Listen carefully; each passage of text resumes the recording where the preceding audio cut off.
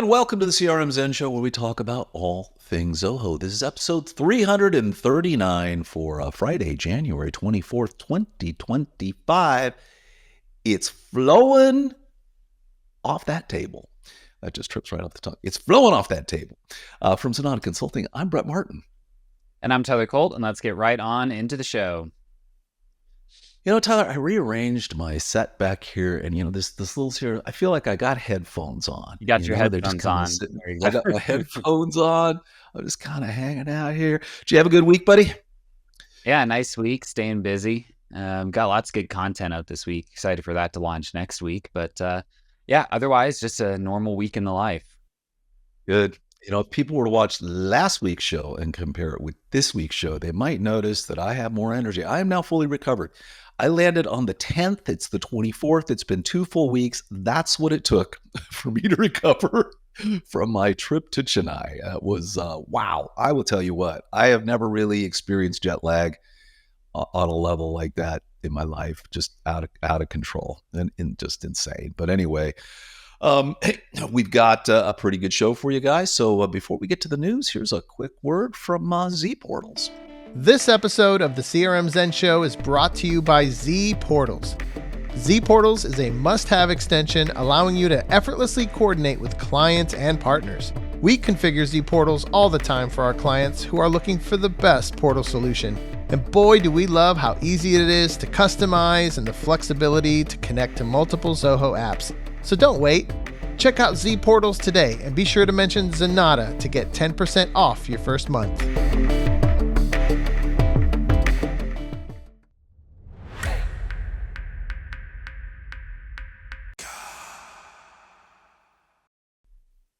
All righty then.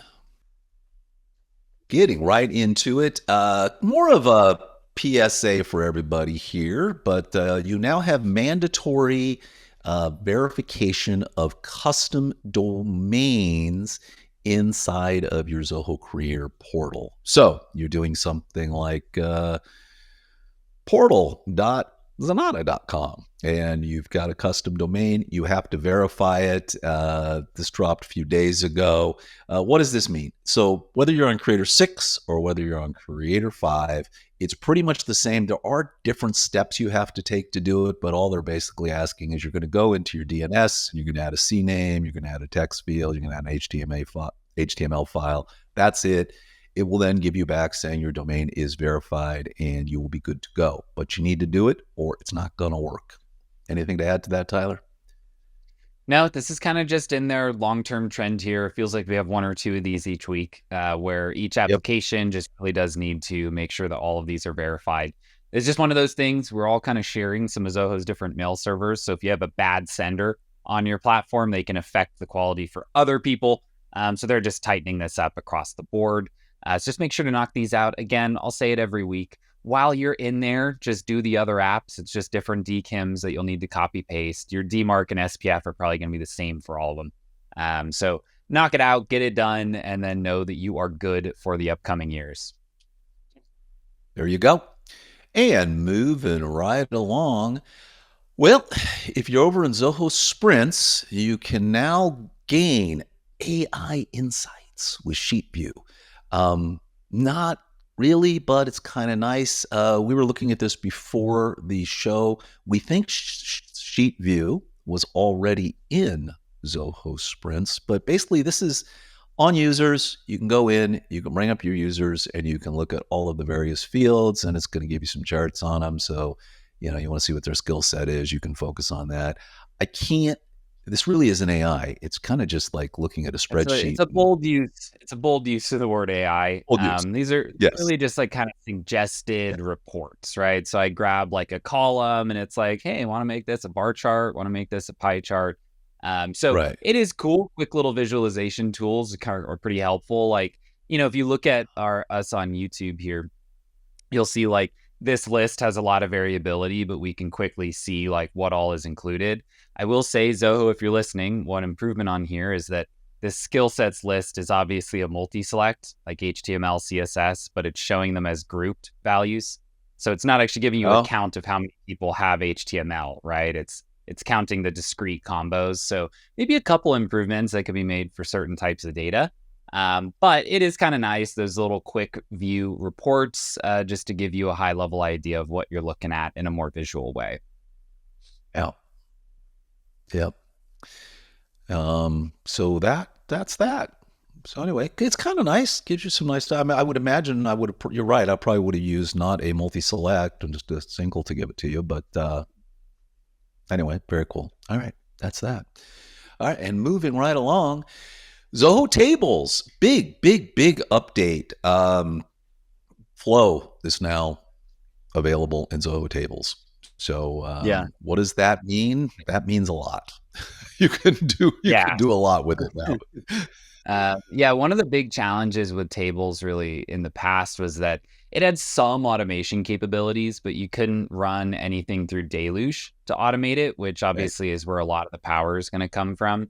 So now you still don't really have Deluge in tables, but you can trigger a flow, which essentially means you do have Deluge in tables, right? Because you're able to quickly check against those and make sure that, new row gets added. I'm triggering a function to go make an invoice over here, make a task over there. So really nice. I mean, bit of a cheat code for Zoho. It's like, it's really complicated to bake Deluge directly into tables, but if you just connect it to Flow, then you get that job done a lot more easily. So I like this one. I think this will make tables users really happy. In a nice example, if you've got a Shopify account and when an order's created, you'd like to drop that into tables so you can kind of keep track of your orders there. So very cool. And we've talked about it before. This is a relatively new app. It's about a year old now. Zoho tables. Just about. So it's basically the same as kind of a smart sheet or Airtable or anything like that. They've been making a lot of improvements to it. So, and the fact you can now connect it to Flow, that's huge. Nice job, Zoho team. All right. And moving right along, another quasi PSA here. Meta has basically deprecated a bunch of fields that you can pull from Instagram now. Those fields are email contacts, clicks, profile views, phone clicks, message clicks, website clicks. So if you are pulling that data up into analytics, then they're not going to get rid of those fields because that might break your reports, but those fields are not going to update anymore. So, and this is really just a change on Meta's side, right? Like Zoho would keep these running, but Meta is not going to offer them anymore. This is one of those interesting things with the social media platforms. I've noticed over time, they're kind of removing more and more data that can be used in external tools. I'm wondering if they're trying to force people more back on platform for looking at these types of reports rather than being able to view it externally. I don't like that trend. Like, I want to pull in data from lots of different places and slice and dice it, right? So like, I might have some of my data from Instagram, some from YouTube, some from LinkedIn, and I want to see like across all of our presence, what's our total views, right? Well, like, you're not going to be able to do that directly inside of LinkedIn. So the fact that they're kind of pulling out some of these data sources is a bit annoying. I don't like the trend line here. But we'll have to keep an eye on it. I mean, and these are pretty important ones, right? I mean, like message clicks, website clicks, like those are things that are pretty relevant. Ideally, they're still going to give you a lot of post data, which you can kind of roll up into profile data. This is specifically things about your profile. So like the highest level of roll up. So we'll have to see what's still going to be available a year from now.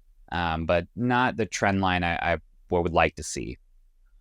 No, I mean, it's a bit of a pain. I mean, you'll just like to be able to look at one nice little report and see where everything is. And now, you're forced to go, let me go to my dashboard inside Meta. Let me go to my dashboard over in YouTube, to pull this data. Although YouTube hasn't really cracked down too much yet, have they? No, YouTube still gives you everything. Yeah. They do. They're pretty good about it. Yeah. All right. And wrapping up the news, I will say on this, though, I want to point out this is the Kiosk Studio wrap-up for 2024. And in the newsletter, in the show notes, you will see that there are a bunch of 2024 wrap-ups. We're not talking about them all on the show because we kind of covered them all throughout the year. But you may want to be sure to take a look at that if you want. Maybe you missed something throughout the year and you might want to see what that is exactly. But we wanted to point this one out because at the very bottom, they talk about some things for Kiosk Studio that we can look out for in 2025. So, Tyler, which one of these jumped out at you as pretty I'd cool say to a look couple forward of to? these. So yeah, sequential actions. So this is basically like carrying over a piece of data from a previous screen or action into the one that you're on right now. So in an ideal world, what this would mean is like I create a deal in action 1. I can then carry that deal ID to action 2, right? To kind of like manage that next step more easily. So that one will be really nice. I'd say the biggest on here is client script support. So client script support, these are little functions that can run immediately in the user's browser and kind of make updates to the page live without having to do like the save and refresh from Deluge. One of the great things about that is like data quality management. So like a client script can use regex and make sure that like, hey, I'm entering a phone number in a kiosk and it goes, wrong phone format, right? You need to do this. You need to add a country code. You need to not do periods and do dashes, right? So being able to manage that through the kiosk flow is really nice, even just from a data validation perspective. So nice updates coming down the line that I think for the more power users of kiosks are probably becoming a bit of a need to have situation on some of these. Fantastic. All righty. And with that, let's get to our implementation of the week.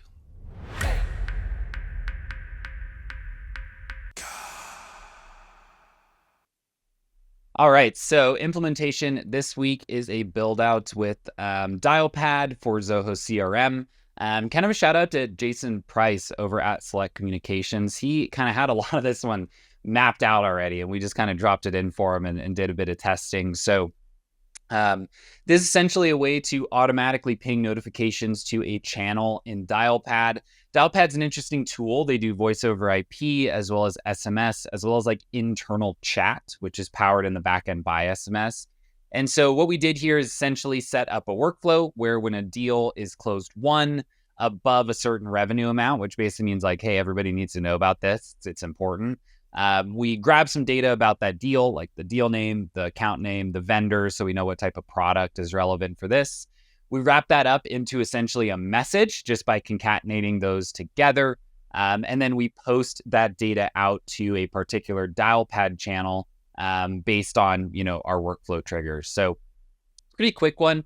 This is something really similar to what we do inside of Click. So when we have different deals close or renew, we notify a channel. It's a little different with Dialpad because you're kind of structuring it like you're sending a text message, like you include a from number, but then you're messaging it into like a digital chat channel. So it's pretty cool. They kind of bridge the gap there. Pretty quick and easy one to set up. Again, definitely helped by the fact that our client, Jason, had done his research and pretty much had this thing structured when he handed it to us. So quick and easy one. We love doing these. We always try to advise our clients, like if you have internal notifications, if you can get them out of email and bring them into a more chat tool environment, you just get a better response, right? People are going to see them more often and react to them a bit quicker. So definitely a nice one. Do like Dialpad a lot. I really wish they would kind of just like finalize their phone bridge, finalize some of the SMS stuff, and we could start recommending them more consistently because it is a pretty great platform. Like it's really cool. But yeah, I haven't heard anything about a rollout there. Yeah, they promised us like it was going to be Q1 of 2024, right? That they were going to try to get some of that stuff done. And I don't know where it went. I do love that app. I mean, it's one of those things, Zoho Voice is great. It's got a lot of cool stuff. Ring Central's great, but there's no like real perfect solution in CRM for SMS particularly, right? So we'll see what that looks like. All righty. With that, let's head over to Club Zenatta and check out our code share of the week.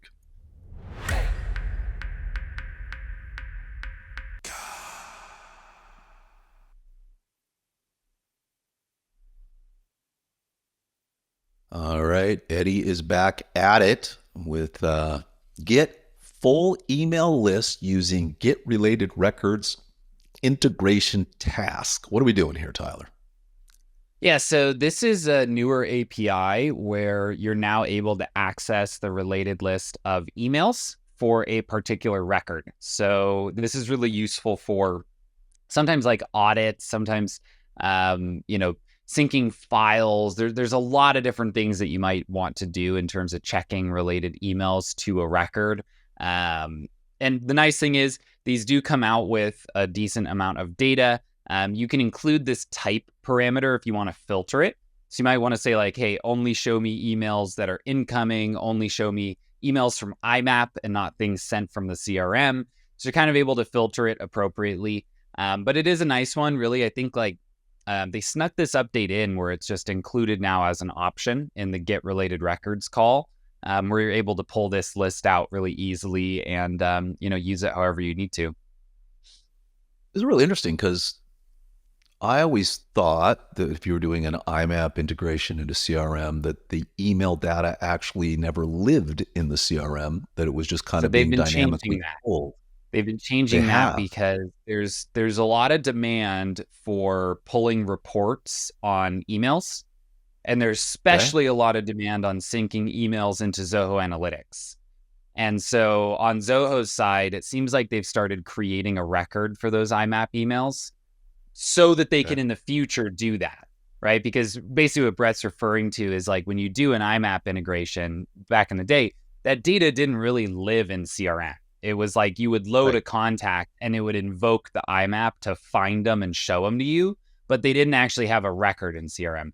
Where if I send an email directly through CRM, it makes like a row in a spreadsheet that email existed. So yeah, they're just kind of creating those rows for everything so that once they're done with the ability to sync those to analytics, then everything will come in and you'll be able to have that type of reporting granularity. Very cool. Very, very, very cool. And if you are unfamiliar with Club Zenatta, we would love it if you would head over to club.zenatta.com and join our online community. This is where people gather to discuss what's going on with Zoho, and people jump in and kind of talk, help them out. If you look, it's a very active community, so we'd love it if you would join, ask some questions. You can also ask a question for us and Azaz. You notice something that happened inside Zoho that you didn't see documented, let us know. All of the news we cover on the show and more, we kind of put that in here in real time as well. So please join us over at Club Zenatta. We'd appreciate it. All right. And with that, let's head over to Zenatta.com and see what's new on our blog.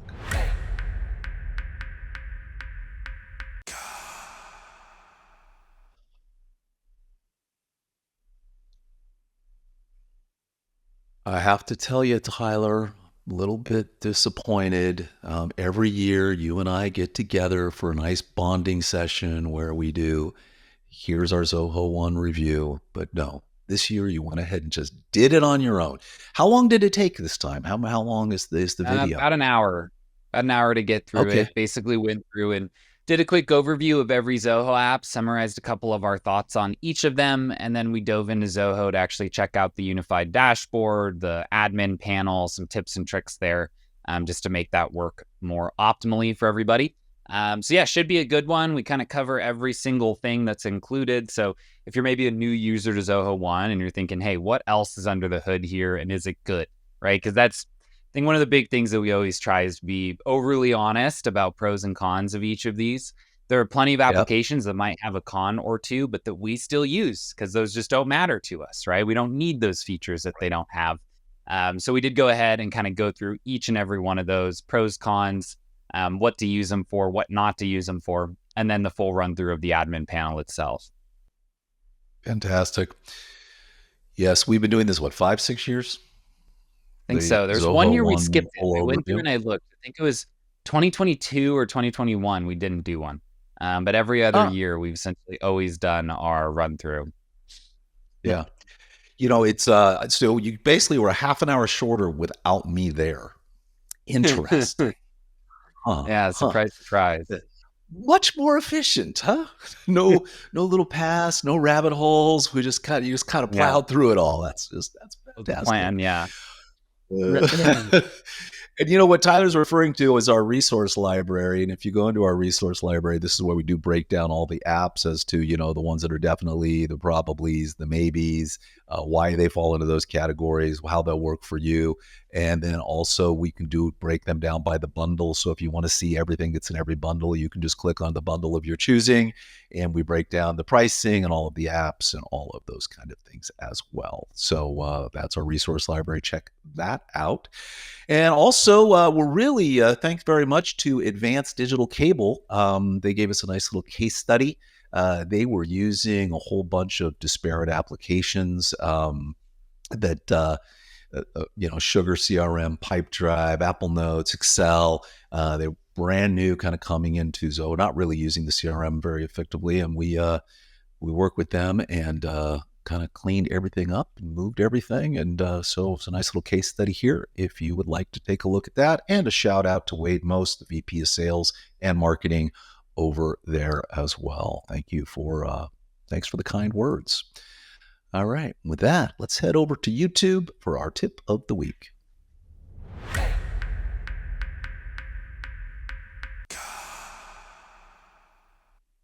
All right. The most underrated feature in Zoho One, the unified dashboard. It's interesting. Zoho One, Tyler, is so cool, and that it's got, you have the ability to look at every single app individually by going to crm.zoho.com, or you can do one.zoho.com and have this total unified view. You can highlight your apps over on the side, but this unified dashboard is kind of a it's one of those things where depending on what apps you're using, you can pull in some fairly nice stuff, huh?